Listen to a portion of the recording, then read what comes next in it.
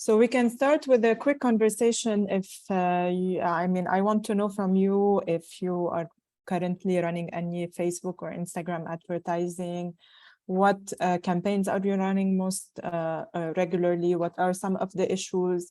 I know that I have a set of training that I want to give, like a presentation is there, but it would be great if you can tell me what are the main things you want me to focus on. We can do some things that are outside of the scope as well. So it's really up to you. So go ahead, just unmute yourself. Tell me if you have anything you would like to add before we start this session.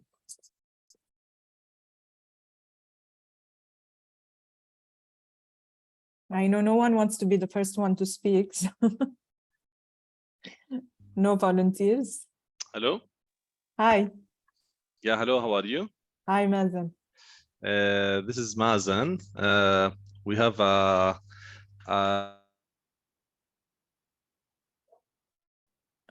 we can't hear you anymore. I'm not sure what happened.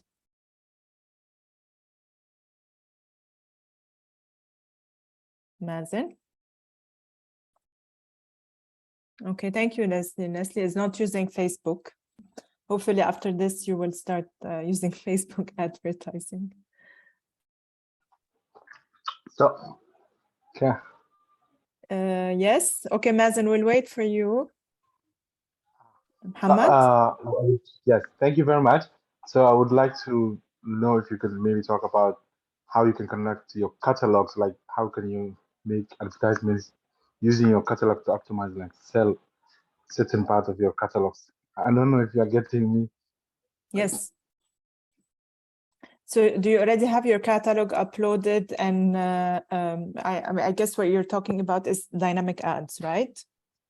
So I have already my catalog uploaded, connected to my Facebook page.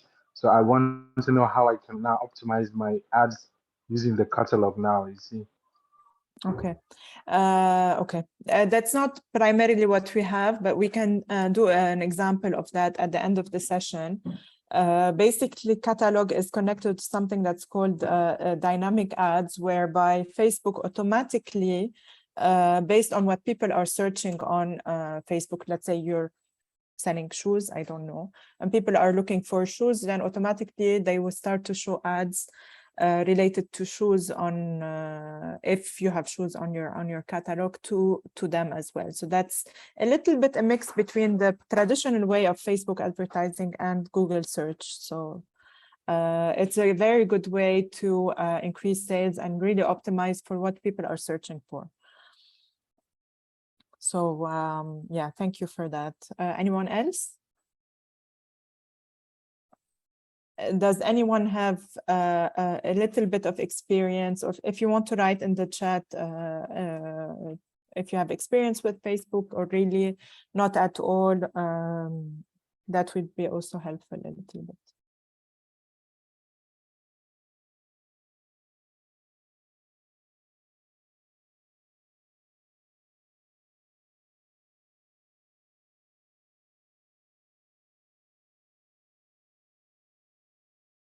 Elvira, I think we can start. Not to keep everyone who joined on time. Let's start. Waiting. Okay. Yeah. So, hello, everyone. You already know, most of you know Jennifer. She's a digital marketing expert and e-commerce expert as well. She already had a couple of webinars on the platform. You can check the recording. And today she will be talking about the advertisement on social media, specifically on Facebook and Instagram. So we really wish that you will enjoy the session today. If you have any questions, please add them to the chat. So Jennifer will be replying to them at the end of the session. Please, if you have any examples or you would like to share with Jennifer during the presentation, you can raise your hand and share your expertise, your examples as well. So we need this session to be interactive, so Jennifer can guide you on how to do the work properly and to have more engagement with you. So Jen, the floor is yours. Thanks, Elvira. Actually, I'm a big fan of people interrupting me. So don't. You can type in the chat, but if you want, you can also unmute yourself and ask me questions directly. So basically, what we're going to cover here today is, I imagine you can see my screen. Okay, so what we're going to cover today is basically we're trying to help you to start to advertise like a pro. I know a lot of people, a lot of SMEs and a lot of entrepreneurs usually use Facebook advertising and Instagram advertising because it's a little bit easier, at least conceived as being easier than Google advertising. And that's true to a certain extent. But what we are trying to do today is kind of bring you to the more advanced level with Facebook advertising. So let me start a little bit by telling you a little about me for those of you who are joining the session with me for the first time. So as Elvira said, I'm a digital marketing strategist, and I've been working with startup and SMEs and entrepreneur for over 10 years. I know that there is a little bit of difference between how big businesses approach advertising and how smaller businesses approach advertising. So I understand the difficulties you might be having, and this is why I would really like to focus more on the issues you have instead of just only giving you my presentation. So if you have time at the end, I'm also willing to look at your ads manager and we can discuss a little bit your campaigns together. So my specialty primarily is on customer acquisition, also through advertising, content marketing, digital advertising, as is the focus of the session today, and growth hacking, which is a little different than all of the stuff we're doing here today. So also I founded a company that's called Skill Surfing. So it's an online learning platform with the aim that we help SMEs and entrepreneurs like yourself scale their businesses. So it's online learning, but it's also blended with live classes. So we work with the SMEs and the entrepreneurs step by step to achieve a business objective and help them to build and implement their strategies immediately. Instead of just having theoretical knowledge, they end up with an implemented strategy at the end of the course. So that's why it's a little tailored for small businesses and entrepreneurs. So you can check the platforms. I'll share the link at the end of the session. So basically what we will cover here today is we will go back to the basics, okay? In order for us to be able to run proper Facebook and Instagram advertising campaign, we need to understand how the bidding or the auction on Facebook and Instagram advertising works. Then we will discuss one main question that I get a lot, especially from SMEs, which is it better to advertise directly from the page or to use Ads Manager? We will look at the structure of how Ads Manager run campaigns. We will go more in depth as well into advertising objectives. So what are the different advertising objectives and when to use them? This is one of the main pitfalls that let's say new advertisers face. And then we will go to a little bit things that are more advanced, which is how to use custom audiences and lookalike audiences for small businesses. These are, if you want, the golden rule of succeeding at Facebook advertising. And then we will have a small introduction to A/B testing. And I think a lot of you will enjoy this because it is quite based on data and it will actually answer. It can be very impactful in terms of answering the main questions regarding your campaigns. So the first thing to start is that Facebook, the way they run their ads, the way they show their ads is based on what we call the Facebook auction. So, you know, depending on what you're bidding for, what's the campaign, Facebook decides whether they will show your ad or another ad and how much the ad will cost you.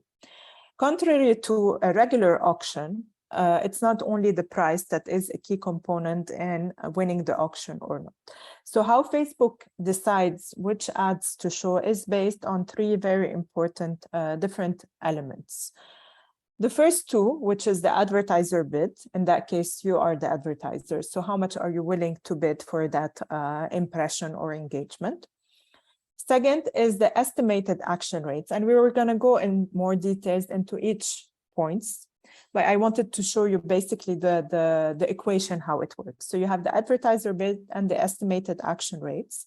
So these are basically two key criteria that are important for the advertiser. This is where Facebook really focuses on your value, what you're getting out of it as a business. But they have also another stakeholder in that experience, which is the consumers, so the people who are really scrolling through Facebook. They also want to make sure that these people find the ads relevant, that they enjoy their Facebook experience, that they don't feel that they are overwhelmed with, I don't know, a huge number of ads that are completely insignificant to them. So all of these are key criteria into Facebook deciding the total value of the ad that you want to run. Based on that, they decide how much you're going to pay, and they estimate who is going to see the ad. So if we go a little bit more in depth into the first factor, which is the bid. So when you set up your campaign on Facebook, you tell Facebook how much you are willing to pay for achieving this campaign objective. In Ads Manager, you have different types of bidding. You can either choose highest value or lowest cost, which is the one that is automatically selected when you run campaigns through Ads Manager. So this way you tell Facebook, okay, that they will optimize and try to get the most results based on the budget that you have. But also you have cost cap, which is you tell Facebook, I am willing that you control the cost, but I also want to maximize my results. The third option is the bid cap. So you tell them, I am willing to pay up to, I don't know, $1 for that click. Okay, so Facebook will find people within your target audience and make sure that you do not pay more than $1, possibly depending on what you bid. Most likely it's going to be much less than that dollar. But also you have target cost, which is the point is to get a consistent cost per result, the result meaning whatever objective that you have. Usually, if you are a beginner or an advertiser, a new advertiser, it's also always better to go for the lowest cost and the highest value. This gives Facebook the highest control, but at the same time, it also guarantees the price and the impact that you pay for.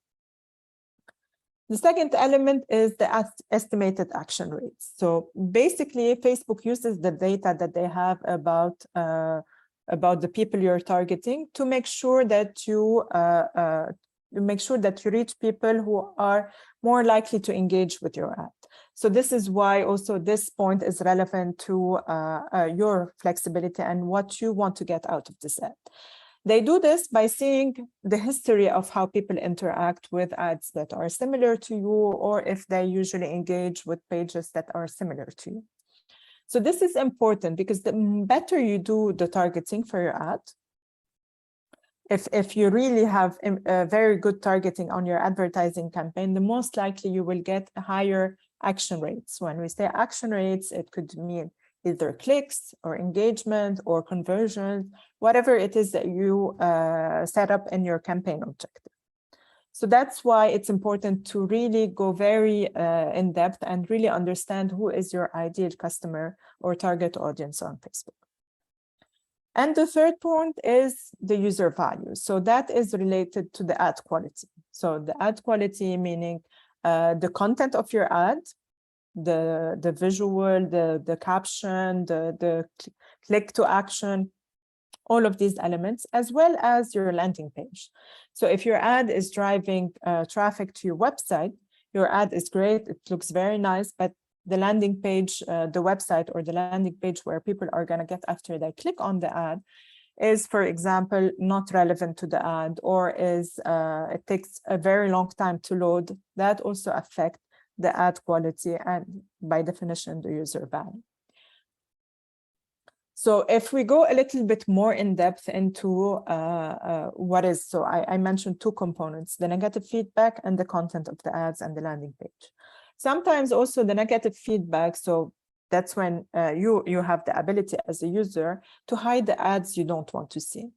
Usually this happens when an ad is running for a really long time and the user has seen it more than 3 or 4 times, and they feel more like they were spammed more than the fact that they are seeing something that's relevant to them.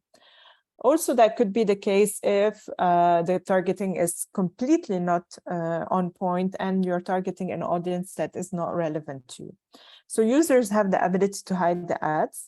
This will result indirectly in your ad costing much more, and it might affect your account reputation. So if this happens a lot and you get a lot of negative feedback, as a result, Facebook sometimes might stop you from being able to advertise. The second element is the quality of the ad. So when we talk about low ad quality, it could be that sometimes, and this happens a lot, you have a lot of people running engagement-based campaigns, meaning that you click on a title or a link and land on a website that has nothing to do with the promise that was shared in the ad. It's also withholding information in the copy, so creating a lot of sensationalism to get people to click and then providing nothing in the landing page at the end. It could also be that when it comes to the landing page, if the website or the landing page or whatever they are getting has a very high bounce rate, meaning that people get to the page and then they come back to Facebook. This is also tracked by Facebook as being a low quality ad. If the content on the website is not original, it's been copied from somewhere else. If you have a lot of pop-ups also on the website, this is not advisable.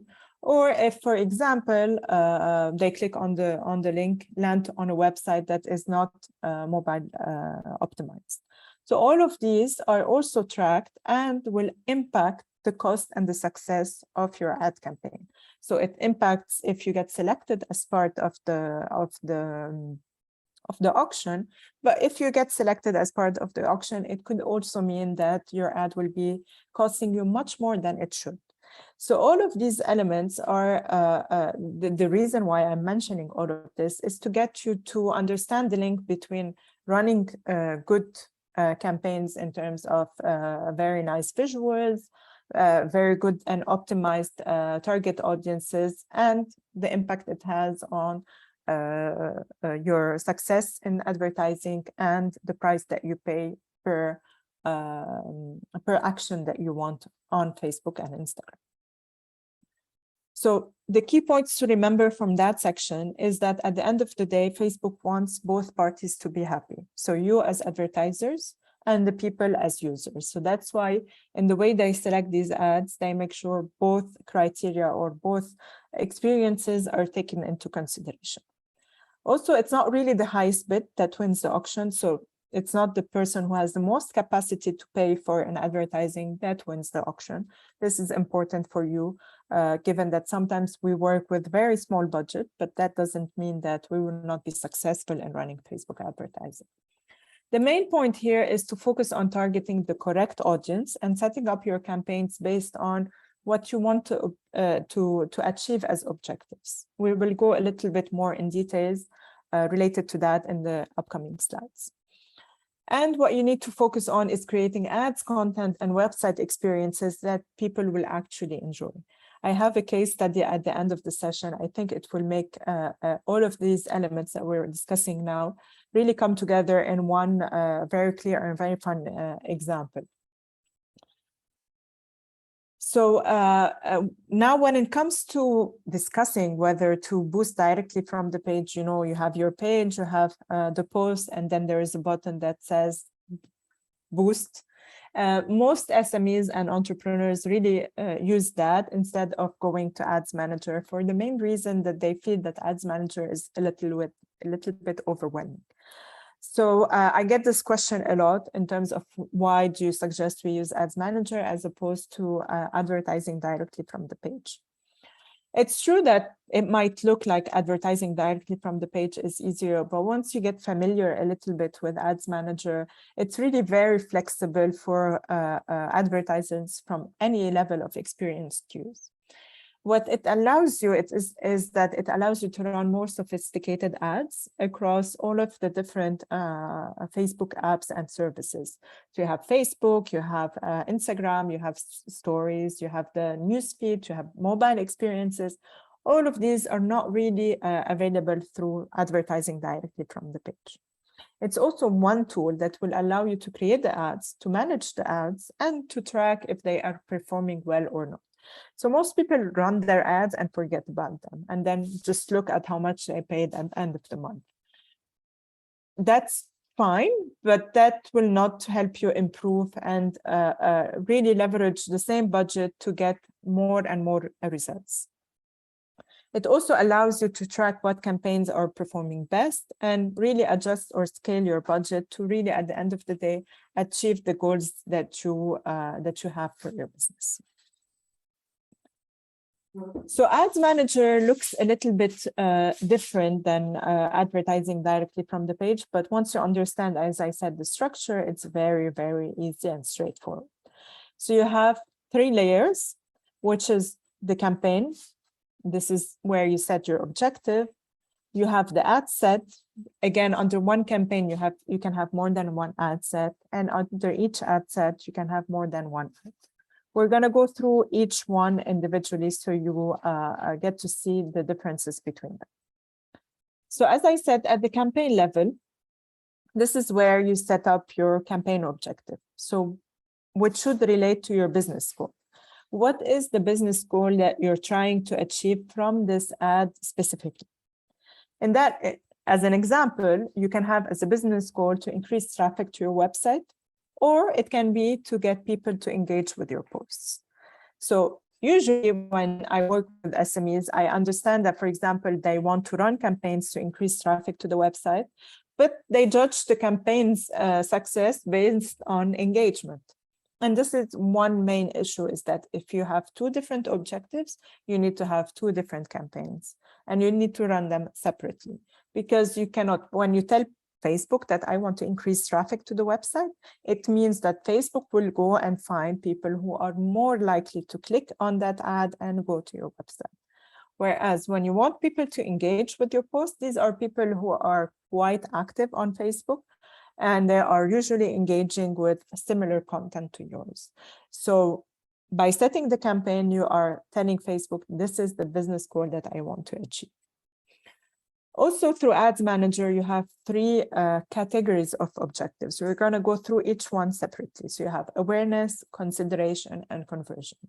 If you are familiar a little bit with the marketing funnel, you know that it's exactly the same. You have awareness, consideration, and conversion. It's been done explicitly on purpose. So that's for the campaign. The ad set level is really nested under a campaign. This is where you set up your targeting strategy. You add your placement. So where you want these ads to show.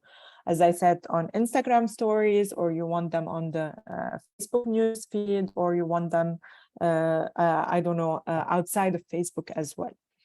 You set the budget, how much are you willing to pay for that ad, and you schedule the campaign. So because the ad set is nested under the campaign, so you can have one campaign objective, and you can have 2 different ad sets. So at the ad set, you can have different, for example, target audiences. You can have different budgets depending on the different target audiences. So as long as it fits under the same campaign objective. So as an example, this is how you set up your budget and your scheduling under Advertising Manager. So you have either a daily budget or lifetime budget. So if you want to spend $5, $10, $20 a day, you can set the advertising to run between the start date and the end date and have a daily budget. If you set up a lifetime budget, Facebook will make sure to spend that budget within the duration that you have set, and of course, does not exceed. Also, in terms of placement, I know Facebook recommends automatic placement as a recommendation on their platform, but you also can set up manual placement. The reason why you might do this is by selecting automatic placement, Facebook will also post it on, as I said, Instagram stories or Facebook stories. And if your ad is in a square format, it's going to come up really as cropped under the stories. So you can select manual placement and adjust the dimensions or have a different creative for Facebook stories, which also increases the chances of people clicking or engaging with your ad, depending on what is the objective.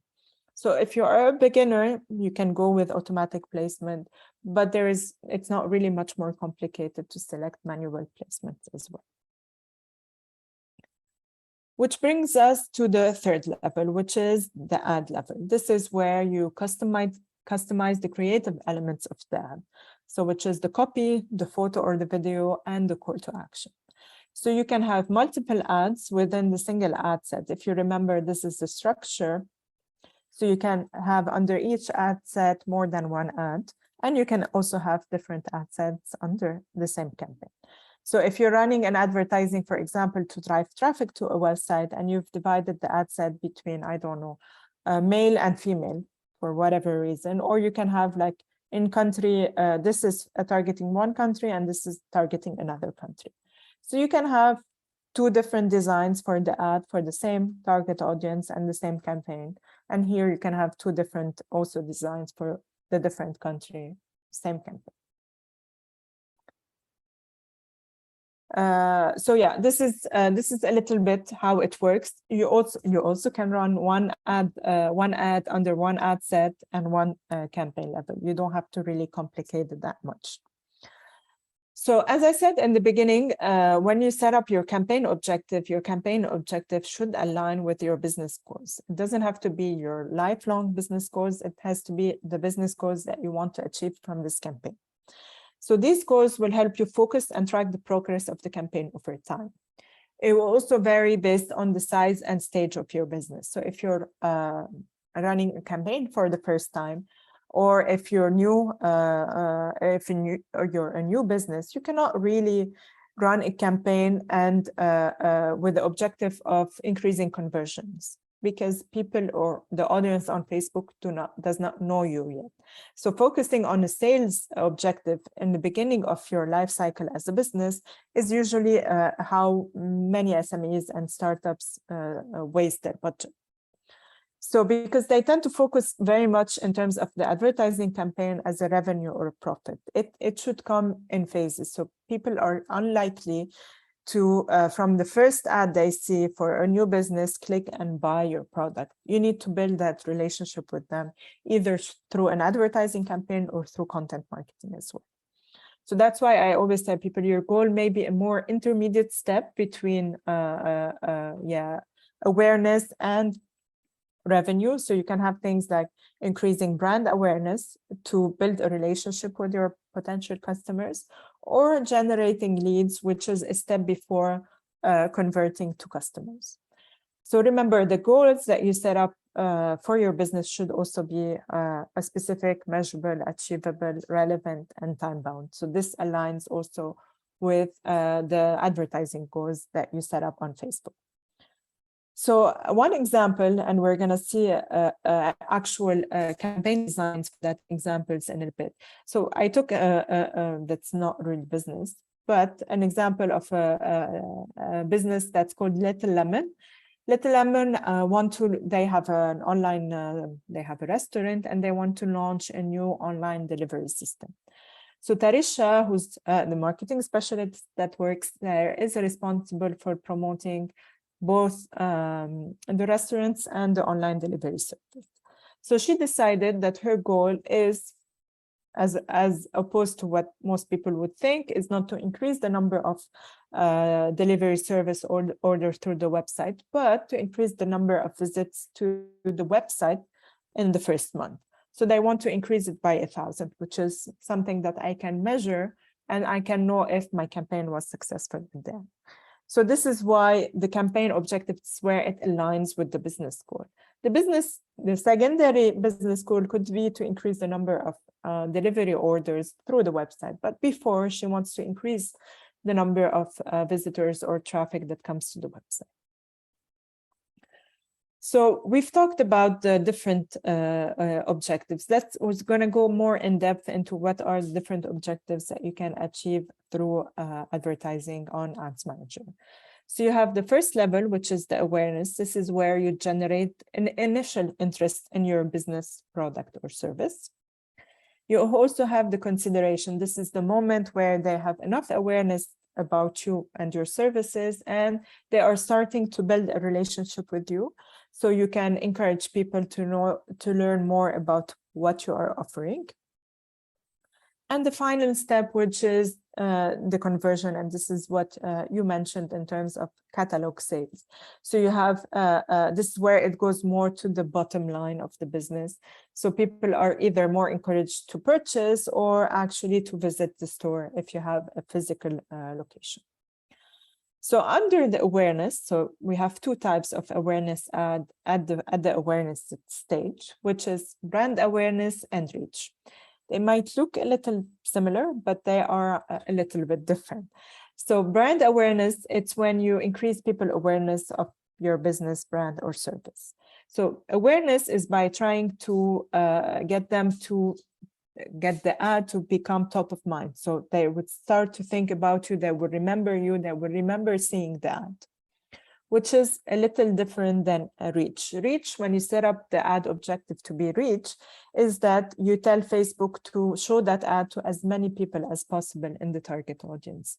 So it's different from awareness, because to get brand awareness, there needs to be a certain frequency. People need to see the ads once, twice, 3 times. So they will focus on a smaller group of people, but they will show them the ad more than one time. Whereas reach is just unique people reached that is important. So getting more people to see the ad and not really taking into consideration the awareness element in it. Consideration ads is most likely the type you're most familiar with. So you have traffic, which is to send people from Facebook to a link. So that could be either your website, your landing page, a blog post, or an application, anything that's really outside of Facebook. You also have engagement. So this is most also likely the one that you run the most. This is when you want people to engage with your post, to like your page, to respond as attending on your event, or to claim an offer if you're running an offer campaign. App in stores is very specific to downloading an app, whether from the App Store or from the Google Store.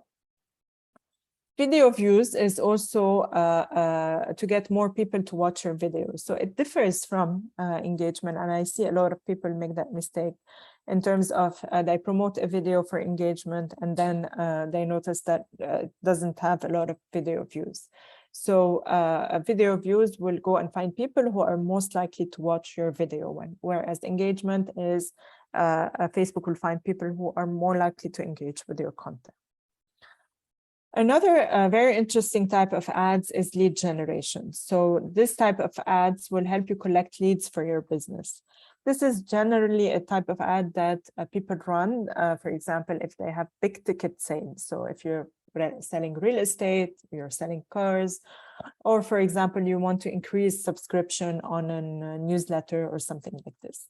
The reason why this is really very efficient is that the lead generation form will open within Facebook. So you don't have to send people to a website with a lead generation form. It opens directly within Facebook. And if some of the information such as name and email are already available on Facebook, they are automatically filled. So the steps to completing the lead generation forms are shorter than taking them to a website and having them to fill all of the information there. The last objective through the consideration ads is messages. So that will help you connect better or more closely with people on either Messenger or Instagram Direct and WhatsApp. So this is where you can think about it as driving the awareness into a more concrete, closer engagement with your potential customers. And finally, the third level of the conversion funnel is, of course, where it comes to the actual sales and money at the end. So you have ad objectives that are conversions. This is where you want to encourage people to take a specific action on your business website, such as, for example, adding to cart, either registering for an account or even making a purchase. You also have catalog sales, which is one of you already mentioned this, is that if you uploaded your catalog to Facebook, you can use this objective to create what we call dynamic ads, which will target people who have looked at your catalog before or checked something, and then it will remarket to them. Or if, for example, people are searching for a specific product on Facebook that's already available on your catalog, they will start showing them their ads as well. So it's really when people are looking for something that you are offering exactly as it is, you get to show the ads. So this is very convenient if you're an experienced advertiser to do that. It doesn't require a lot of experience. You just need to upload the catalog with the proper information as well. And finally, the last ad objective under the conversion category is if you have a physical store, you can also promote this physical store to people who are nearby. So to make this a little bit more concrete in terms of how this aligns with the business objective, so we're going to go back to Tarisha, who's working at Little Lemon. So if you want to take an example of the awareness stage, a type of ad that works at the awareness stage. So she wants to promote Little Lemon to people who are not familiar with the restaurant. So they've never visited the restaurant before. They never ordered from the new online delivery menu. So under awareness, she decides to use the campaign objective, which is reach. Again, reach will go and find the maximum number of people in her target audience to show them the ad. For that, she uses a video ad that really talks about the restaurant story, the most popular dishes, and showcases a lot of appetizing food. Because at the awareness level, videos really work better in terms of engaging the user and getting them to watch the video towards them. At the consideration level, she wants, for example, to get people to sign up to their newsletter, to the restaurant newsletter, where they, for example, send easy cooking tutorials from the chef that works at the restaurant. That's why she uses a lead generation ad and includes a sign up or call to action button that gets people to sign up to the newsletter. So she uses an image of the chef who is demonstrating some cooking recipes and uses very easy to understand copy, just straight to your inbox when you sign up to this newsletter. So this way she optimizes and really aligns the business objective with what she wants. So for her to measure the success of the campaign, she wants to see how many people clicked on the sign up button and completed the lead generation form. At the conversion level, this is when it gets more serious. So once she wants to create ads that get people to use the delivery option on the website. So if you notice, she didn't start with that automatically. She created awareness, she engaged with her audience, and then after she asked people to start ordering from the menu. Now, this works differently if Little Lemon is a new restaurant, or if, for example, depending on who she's targeting. So she can, for example, use the conversion element advertising objective from the beginning, but she wants to target people who are already familiar with the restaurant. So this way, these people are more likely, because they already know what to expect from Little Lemon, they're already more likely to order directly.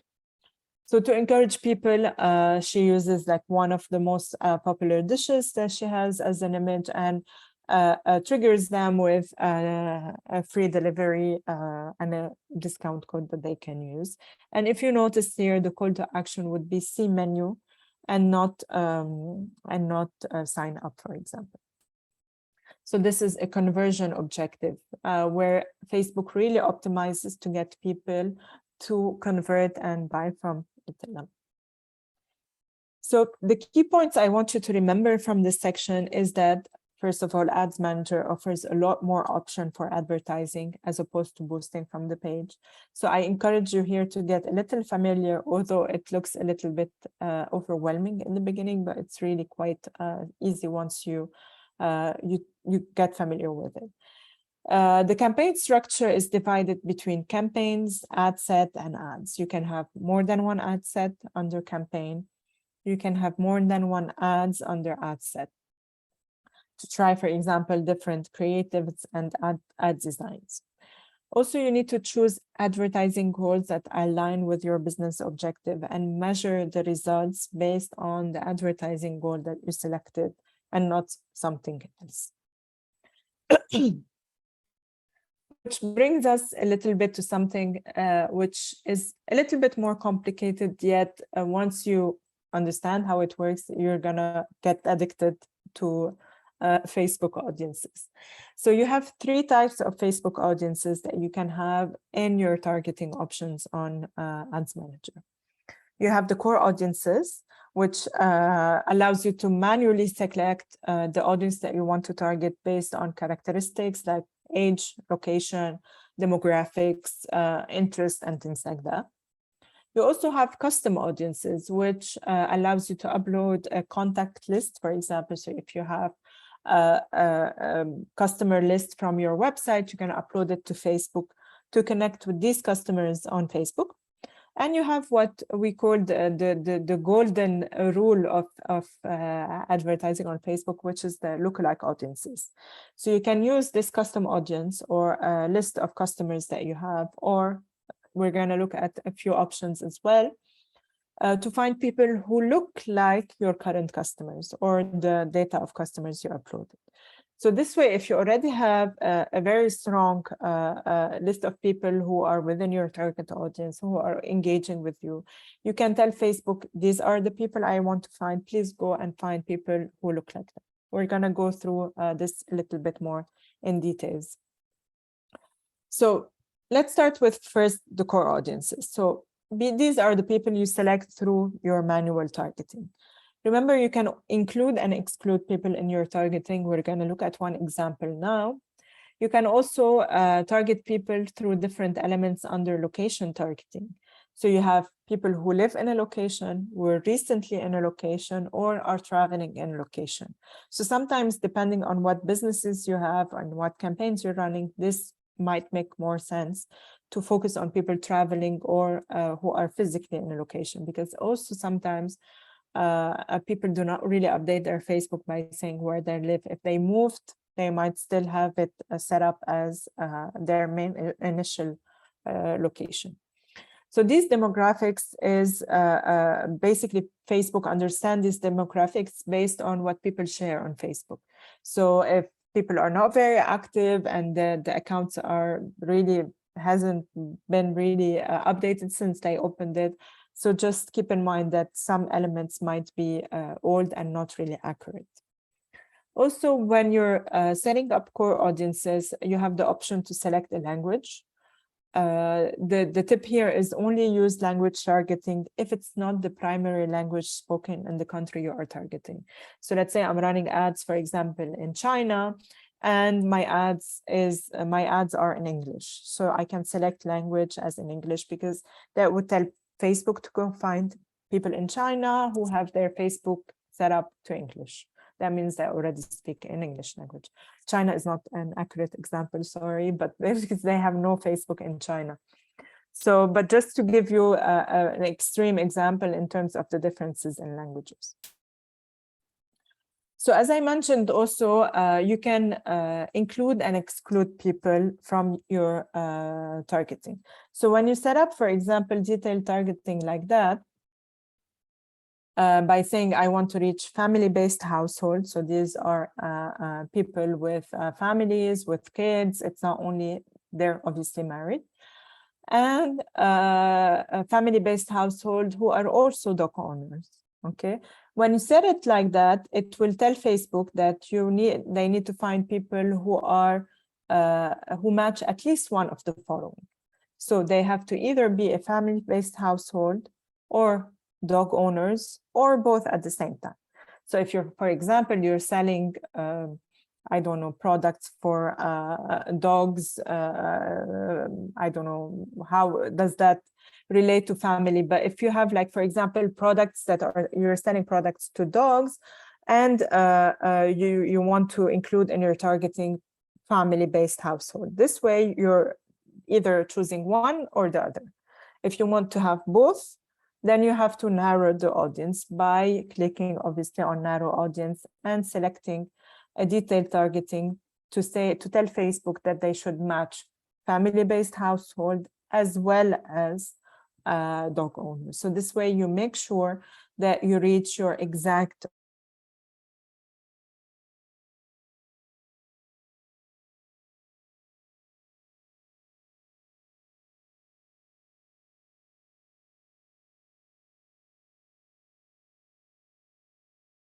Jennifer, we lost you. Hello. It's only me or Jennifer lost? No, actually, Jennifer, she is not available, so it seems she has a problem with the connection. So Jen, She's eliminate. back. Yes. Jen, we lost you for a couple of minutes. If you can repeat. Okay, where do I go back to this? Yeah, please, from the beginning. Okay. So when I was saying that in the targeting, the more specific you go into really finding your niche target audience, the more likely you are to actually achieve your business objectives. So in that example, we're taking the example of a business that sells dog-related products. Okay, so if you set up the detailed targeting the way it is automatically on Facebook, is that you're telling Facebook that you want to reach people who match at least one of the following. So either they are family-based households, which mean that these people have a family and kids and so on, or they are dog owners. It doesn't necessarily mean that you want both at the same time. If you want to reach both, because, for example, all of the dog products that you sell are for families, then you must include the detailed targeting and make sure that it includes and must also match the other criteria. So it looks something like this. Include people who are dog owners, but they should also be family-based household. And in that case, the brand or the business decided to exclude families or people who are unemployed just because the products that they sell are expensive and they would not be able to afford them if the whole family is not employed. I know it doesn't make sense, but you know, it's an actual business, so that's an actual example. So in that case, you're telling Facebook that I want dog owners, family-based household, and I don't want people who are unemployed. So you can really go more further in the narrowing, but just keep in mind that when you're setting up your campaign, Facebook will tell you how big the audience size is based on the selection of the demographics. So you don't want to go very specific, because if the audience is very small, that means that it's going to be more expensive for you to reach. I know I'm not giving really a clear answer, but that's always a case by case. So you don't have to go that specific, but you really have to understand the difference between include targeting that match one of the following and if they should match both of them. So if you're saying, for example, I want people who are interested in fashion, but at the same time interested in luxury items, so it's either this or that, depending on if this is what you want, you can either keep it broad or go more specific. So that takes us to custom audiences. So custom audiences, as I mentioned, this is a list or a source that you tell Facebook you want to use. So it could be a customer list. For example, if you have a store and you have a list of your actual physical customers. If you have information from your website or your application, or if you want to reach people who are or create a custom audience based on people who engage with you on Facebook. So that helps you create audiences based on customers who already know your business. So they are already at the consideration stage and not at the awareness stage. The way Facebook works with that is that they recommend for you to add something that we call the Facebook pixel. So the Facebook pixel, I don't know if you're familiar with it, but it's a piece of code that's very easy to add, especially if you have an e-commerce website, either on Shopify or WooCommerce, that lets Facebook track the campaign from the moment you launch it till the conversion on the website. Because if you don't add the Facebook pixel, they can't really know if the campaign you ran actually converted on your website. So this pixel really helps both your website and Facebook communicate, and it helps Facebook optimize and improve on the ad campaign. So it helps them track conversion, increase sales, and really understand, identify the customer audience. So let's say you run a campaign that is for conversion. People clicked on it, went to your Facebook page, added to your website, added to cart, but did not complete the purchase. So that tells Facebook that these people have engaged to a certain extent, but they did not convert altogether. So if you have a custom audience created based on the number of people who visited and did not convert, you can retarget them with a different ad after to help complete the conversion. So that's how an example of how that works. So as a source for your custom audience, you can use a variety of sources. You can either use the website, such as the example I shared with you, a customer list that you upload, your offline activities, so points of sale, a list of customers. But you can also include Facebook sources. So for example, people who have seen your video, engage with your Instagram account, for example, attended your events or completed your lead generation form. So these people are already at the second stage of the funnel. They already engaged with you, and these are more a mature audience for you to target with conversion ads because they have already a certain awareness of your business. So in that example, for example, the source is the Instagram account of that business, and they wanted to select everyone who engaged with the account in the past year. So these people are already aware, as I said, but you can have different type of engagement. It doesn't have to be only comments, but if you have, for example, you ran a campaign that includes a very powerful video, then you can also select this audience based on people who viewed the video for 3 seconds, 10 seconds, or if they have watched 25%, 50%, 75%, and so on. The more they have engaged, so the longer the video view that they have, the more interested they are in your business. So depending on what kind of ad you are targeting this custom audience with, you can really refine the target audience here. And this is why I mentioned that this is really something like the golden rule of Facebook advertising. So for example, the different uses that you can have for your custom audience, you can, for example, as I mentioned, target people who have added to cart but did not complete the purchase. You can upload an email list from your CRM to market to the same people on Facebook. So if you have you want to run a campaign for your most loyal customers, also you can do that. If you want to target people who have downloaded your app but did not use it, or you want to also target people who have shopped from your website and you want to from your store, and you want to encourage them to start advertising or start buying from your website. That's also how you can use this customer data. You can also, as I mentioned, target people who have interacted with your page. So you have them move through the funnel. You can create custom audiences. Let's say you have a worldwide business and you want to have custom audiences, but still filter according to either location or demographic or interest. You can do that. So the custom audience by itself is the source audience, and then you can filter depending on the different demographics you're interested in. One very common use also of custom audiences is to use it for upselling or cross-selling. So if, for example, I don't know, I always use this example as the Harry Potter books. You know, for example, that they bought the first and the second book, you already know that they will buy the third one, and you can retarget the ad to these people to help increase conversion. Sometimes also you can really focus not on your most powerful customers, but on the ones who have not bought from you for a really long time. So that's what we call inactive customers, and you can encourage them to purchase with a small offer or incentive that helps them complete the purchase. And also this negative approach, you can use it in terms of excluding custom audiences when you're running awareness campaigns.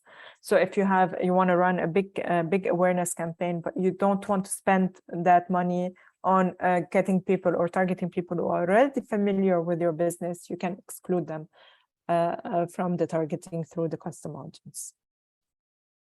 So after you created that custom audience, let's say you created the custom audience based on your most valuable customers or your most loyal customer.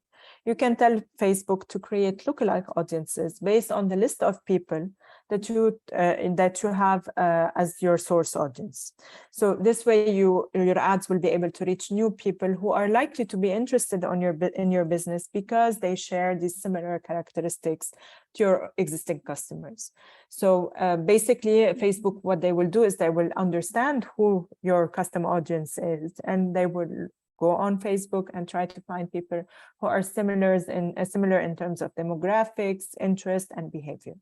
So basically, you are telling Facebook, these are my most valuable customers. Please help me find similar people to them.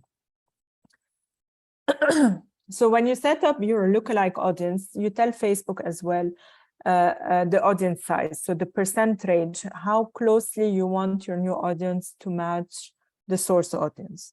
So the more, the lower the range, the more specific and targeted, but also the more niche the audience. But if you increase the percentage, then you will have like a more an audience that is more broadly matched than if you go with 0 or 1%. So that also depends on your goals. The smaller percentage is a close match to your source audience, and the higher percentage is a bigger or broader match to your to the same custom audience. So before you get too excited about the lookalike audience, there are a few tips that you need to, a few criteria that is important for you to succeed with lookalike audiences. So first of all, the source audience for the lookalike, which is the custom audience, should have at least 1,000 to 5,000 people. So you can't create a lookalike audience with less than that, just because it's not enough as a sample to tell Facebook that this is what I want my audience to be like. The quality of the audience also matters. So if your source audience is a list of your best customers, that's more specific and then more accurate versus all of your customers or a list of people who visited the website once. So you can create up to 500 lookalike audiences from a single source, and your source audience must contain at least 100 people from a single country to be used as the basis for a lookalike audience, also for the same reasons in terms of giving enough information to Facebook to find that lookalike audience. So that covers a little bit the audience part of this session. So as I mentioned, custom audiences can help you move people across the funnel depending on what is the source audience that you're using. Lookalike audiences allow you to scale your business based on what you already know about your current customers. And in order to be able to do that, the Facebook Pixel is that small piece of code that allows you to optimize and track your campaigns. And that brings us to the last segment of this session before we move to the case study, which is A/B testing. So A/B testing is a tool that Facebook has, which is available on all advertising platforms as well. It allows you to run tests to learn what works and helps you grow your business. So the way it works is that to run an A/B test, you can select one variable. This variable could be either the creative, so the design of the ad, the audience, or the placement to run an A/B test. So the A/B test will help you identify which either creative or audience or placement worked best for your business. So for example, Let's say I might say that I want to run a campaign and we're arguing, me and my co-founder, for example, if the custom audience strategy, creating custom audience works better than just selecting a regular audience based on interest. So the only way to understand which is who's right about this is to run an A/B test, having everything similar in terms of all of the criteria of the campaign, except the targeting of the audience. So this way, we can compare based on that variable that is different between one campaign and the other. So that in that case, the variable to test is the targeting. So what Facebook will do is they will divide the budget equally and randomly expose either the different version of the creative or the audience or the placement, and keep everything else equal, just to be able to have an accurate and measurable test. So the way they estimate which worked better, either the creative or the audience or the placement, is by seeing either if it's costing you less or if you were able to get more results for the same advertising budget. So that way you can really identify either the best, most converting audience, or the creative or the design of the ad that works best for your target audience. This is basically how you run an A/B test. So you can either test at the campaign level or at the ad set level, and then select either campaign A or campaign B if you've already set it up in the ads manager, or basically create a whole campaign from scratch in the A/B testing the segment of ads manager. So basically what you can test, either an audience, if you want, for example, to test different audiences based on region or demographics or gender, sometimes depending on what you sell, or if you want to test the creative. So sometimes you can use a video or an image, or for example, I know some businesses that change the messaging on the ad, and they test whether one works better than the other. You can also test the placement. So if you want to see if you're getting more success on Facebook or Instagram, for example, or if you want to go more specific in the test and you want to see if Facebook newsfeed works better than I don't know, the Facebook stories, for example. That also allows you to have a clear decision based on scientific tests which one works better. You can also test the delivery option. So if, for example, you've been running ads before and you want to see if there is still room to optimize that budget or to improve the performance, you can also run an A/B test for that. And then you can, this is a little bit more advanced if you want to run multiple variables for an A/B test at the same time. You can also do that, but that will be a little bit more complicated to set up and understand the results. Which brings us to the case study. So the case study is not really about A/B testing or anything. It's a little bit of a recap of everything we've discussed up to now. So it's an example from a cornflakes brand that's called Magic Spoon. So Magic Spoon have run a campaign on Facebook advertising, with an objective to increase online sales. So they wanted to use video ads and other type of ads as well to increase their online sales through their website. So a little bit as a background of on the brand. So they are high protein, low carb cereal. Okay, they wanted to really bring that healthy aspect to the breakfast meal, which is the typical breakfast meal, which is the cereal. So what they've developed is more of a line of nutritious, keto-friendly cereal that really looks a little bit like what we used to eat as children in terms of these colorful cereals in the morning. But these are the main difference is that they are high in protein, low in carbs, and sugar-free. So as I said, they wanted to attract new customers, so people who have never bought Magic Spoon before, and they wanted to increase online cereal sales through their website. So what they did is they focused on creating, designing really fun ad creatives, okay, that were so different that it made the message pop. And they used, of course, many of the functionalities that we've talked about today in terms of Facebook advertising options. So what they did is they created these creatives by focusing on the differences between them and all other cereal brands as well. They focused on the different flavors that they have, and they used a lot of this campaign messaging that really resonates with their target audience, which is keto-friendly with high protein, low carbs, and zero sugar. And as a call to action, they used learn more, which is different than buy now, because as I mentioned, they are focusing on a new target audience, which is more likely to engage with a learn more button than with a buy now button, because they don't know the brand just yet, to get, again, traffic to the website. So as I mentioned, these are very simple elements to the ad. They're just very much focused on colors and comparing a Magic Spoon with the brands that are the common use brands, by focusing on the fact that they have high protein and low carbs. They also used a lot of testimonials from people using the same key element, again, to focus on brand awareness, and to include a little bit of the actual testimonials from their current customers. In terms of targeting, they focused on, they created different campaigns with different targeting. So they had a broad audience, so not very specific.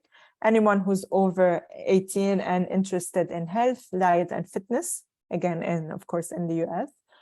But they also used custom audiences. So they targeted people who had visited the website, but they did not make a purchase, or they made the purchase, but they did not make more than one purchase as well. They created also lookalike audiences with similar characteristic to people who have purchased before.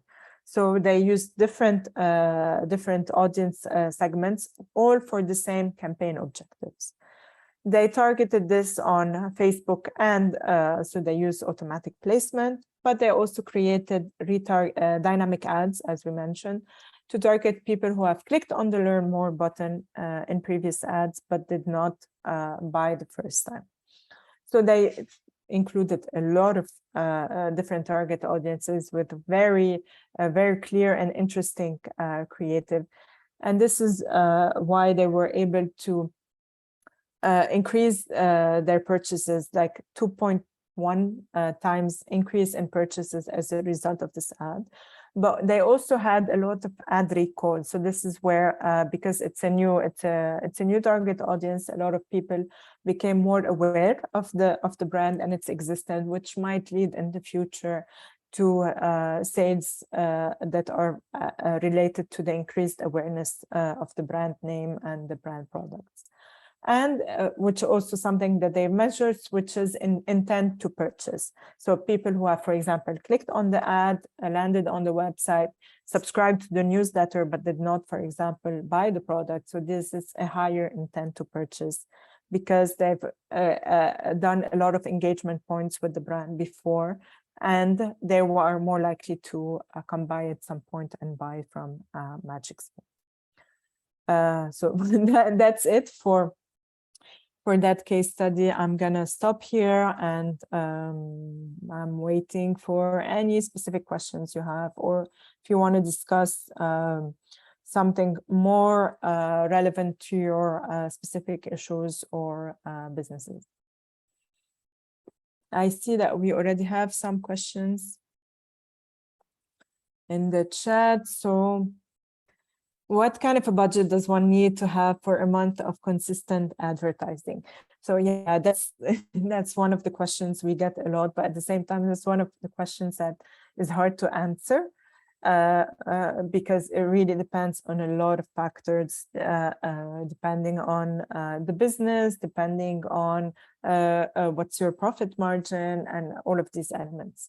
But if I want to have like a very general answer, if you want to run a campaign for a month, an ongoing campaign for a month, I suggest to have at least $5 a day as a minimum budget for the campaign. You don't have to run a whole month campaign. You can have different campaigns across the month, but for each day, just keep in mind to have at least $5 to give enough room for Facebook to be able to optimize with the different budgets and the different objectives they have. There's also another question, which is more professional. We make ads with Google Ads Manager, or I think you mean, Facebook Ads Manager or Facebook Business Suite. Actually, when you're running the ads, you're running the ads on Ads Manager. Business Suite is mostly to post and to track the engagement of the content that you have. But once you run the campaign, it's automatically under Ads Manager. So yeah, if I already answered that question, let me know. If not, you probably mean between Ads Manager and through Facebook directly, which, as I mentioned, I very much focused on Ads Manager just because it allows you to do all of these custom audiences, lookalike audiences, and really a lot of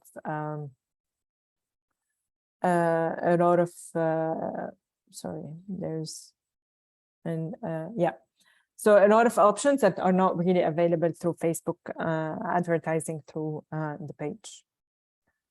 I know I spoke a lot. So if anyone has any question, you can either write it in the chat or unmute yourself and ask it directly.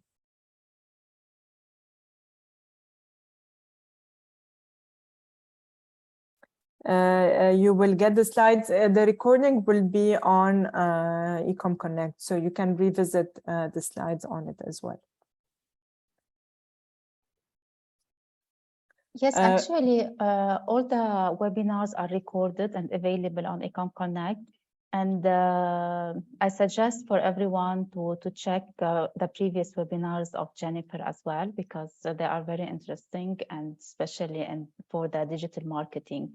So if you are looking to optimize your digital marketing, please review the previous webinars as well. And now you can still benefit from 15 minutes from Jennifer to ask your questions and to engage with her, so she can help you or guide you how to proceed and how to optimize your social media. We have a question also on Ayman. I will just answer this question and then I'll give you the floor. So the question is how to promote ebooks better. The product by itself is not really different than the process on how to promote.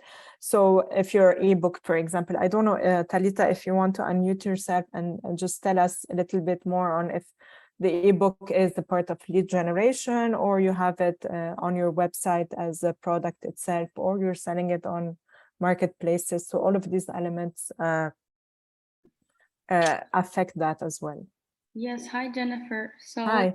My question is more related to both, because the website has a buy button for typing, but also I'm planning also to publish it as an author inside of marketplaces.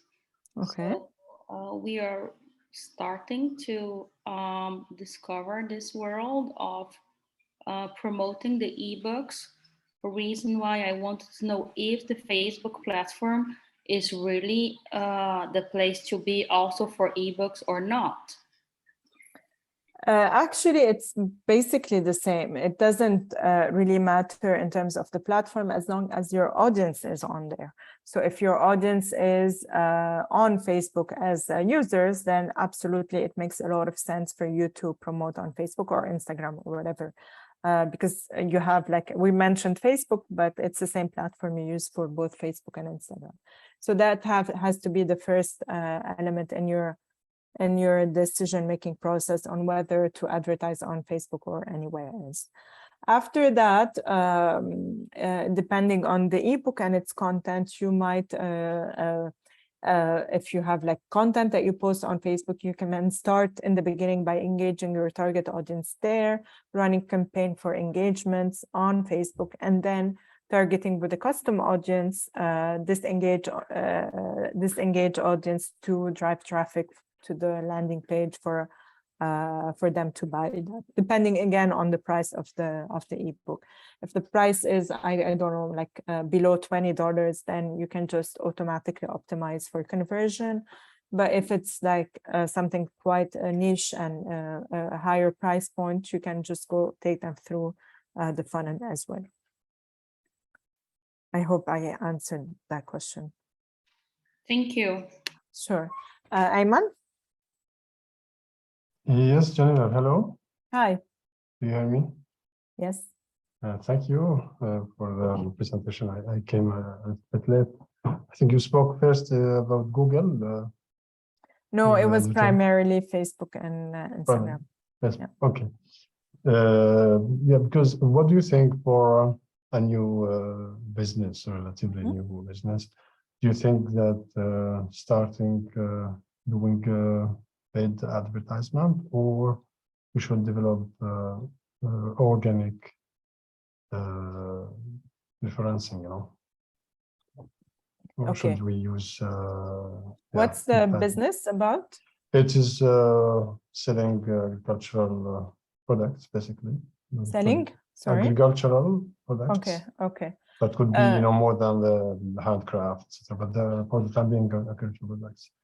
And Alright. if it is the case, you know, we should start, or should wait until a point in time in the future, then we can pay for advertisement.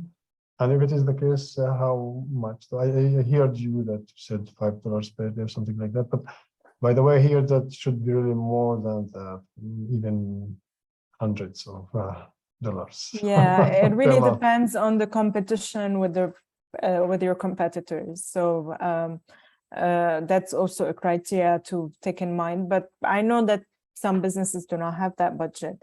But if you want to have, like, I'd rather you have small budgets but have regular campaigns than to spend, I don't know, thousands this month and not have anything for the upcoming 6 months.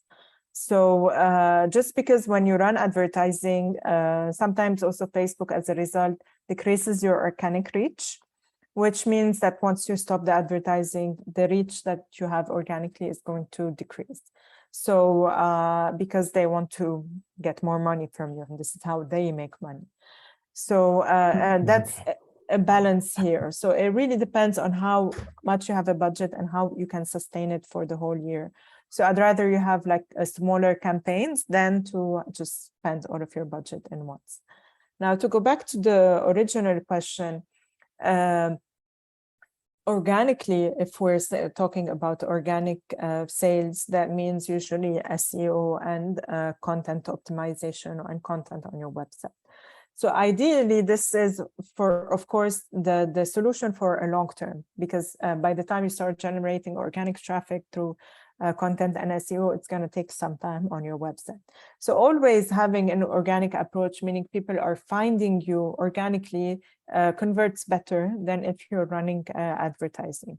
But that's also a question of competition. It's also a question of, are you investing in content strategy for that duration to start getting the traffic on the website?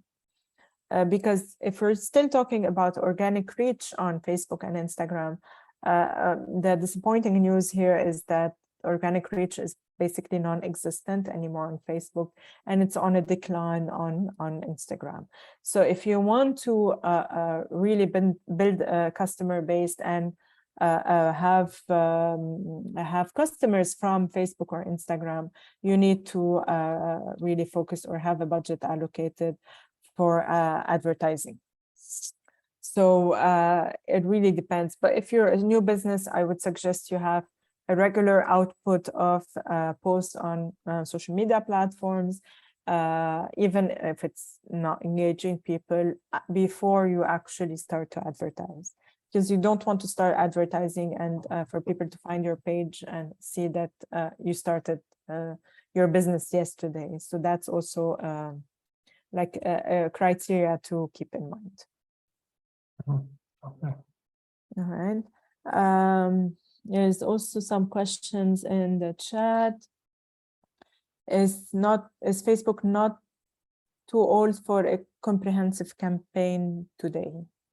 Lillian, I'm not sure I understand the question. You mean the audience is old on Facebook or the platform is old by itself?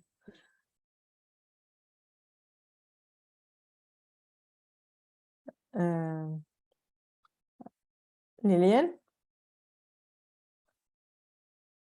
Okay, so the audience, okay. So the audience basically, yeah, in general, Facebook has a more, not only old audience, but a diversified audience. So you have probably your family, your parents or your grandparents are on Facebook. But remember, when you're doing an advertising campaign, you can target people the age that you want to reach. So you wouldn't be spending money on the wrong audience. However, it's also the same advertising platform that you use to reach people on Instagram. So if it's Instagram because they are younger in age, that is also the same platform. So if you have a presence on Facebook and your audience is there, even though it's smaller in size compared to the whole audience on Facebook, it's still worth it. Because in my experience, in terms of advertising on all of the advertising platforms, including, I mean, Google is a little different, but between Facebook, Instagram, Twitter, and all of the other platforms, YouTube, Facebook has the more flexibility and this versatile approach in terms of interest targeting. So you can really go very much in depth into interest targeting, and it's really, really very effective. So can you explain a little on how ratings on Facebook works, especially when it says not yet rated? So I guess the rating for on the Facebook page in terms of and the number of stars. I don't know if you mean this, how it works in terms of the advertising, but I think in my experience, the ratings on Facebook are becoming less and less important in terms of rating you as a page in terms of your services, but it helps in giving an impression of your level of services to a first-time visitors. But again, I don't think a lot of people still check it at all at the moment, because the way people experience Facebook is through their newsfeed. Rare are the people who actually visit the page and actually check your history there. So people usually scroll, and if they see something interesting, they might engage with it, but they are less likely to go and check the page unless they're really, really curious about the business. So I hope I answered that question. I'm not sure if you mean in terms of how it works to advertising, because it's not linked to advertising at all.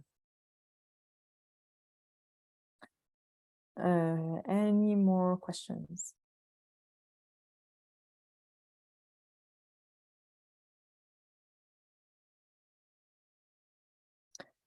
From a cost-saving view, is it better to work on building followers or to start awareness campaign? Definitely awareness campaigns. The reason is that your followers, you might collect followers, but that doesn't mean that when you post organically on Facebook, you will reach these people, just because of the algorithm I mentioned, and the fact that that Facebook will not reach your target audience as it is. It will reach probably less than 1% of your followers. So collecting followers might feel a little vain in terms of telling or saying that you have I don't know, 1,000 or 2,000 or 10,000, but that doesn't mean anything for the bottom line of the business. So if you're choosing between followers or awareness campaign, definitely I would suggest running awareness campaign if you're building that audience from scratch. Sure. Any other questions?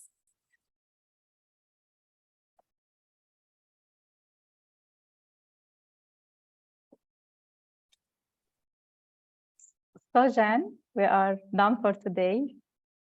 Thank you so Apparently. much for thank you so much for the presentation. Sure. And for all the information you are always sharing with everyone, with the SMEs. So we will add the recording, and later on, if anyone has any question directly to Jennifer, she's available on Ecom Connect, so you can send her a direct message if you have anything related to the Facebook and Instagram promotion. I'm sure she will be glad to reply. If you want to send me like sample campaigns or your reports, I would love to look at them. Yeah, and you can contact her on LinkedIn as well and connect with her on her page. She is adding a lot of good materials, so it will be interesting now to follow her and to know all the tips and alerts for the social media. Jen, do you want to add your LinkedIn here? I again? added them. Yeah, I added them in the chat, but I'll post them again. So you have my personal LinkedIn and skill surfing, so you can see. I mean, we also post a lot of educational content. I think this would be really helpful for you. So you have the website and the Instagram account as well, and LinkedIn. Thank you, Jen. Thank you.